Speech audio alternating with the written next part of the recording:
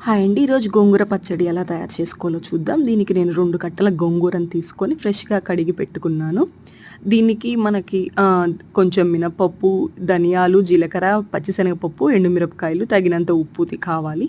వీటిలని మనం ఫ్రై చేసి పెట్టుకోవాలి. అలానే గోంగూరను కూడా కొంచెం ఆయిల్ వేసి ఫ్రై చేసుకోవాలి. ఇట్లా ఫ్రై చేసుకున్నవి గోంగూర కాకుండా మిగతావన్నీ మిక్సీ పట్టి పక్కన పెట్టుకోవాలి. దీంట్లో ఇందాక మనం ఫ్రై చేసుకున్న గోంగూరను కూడా యాడ్ చేసి మిక్సీ పట్టుకోవాలి.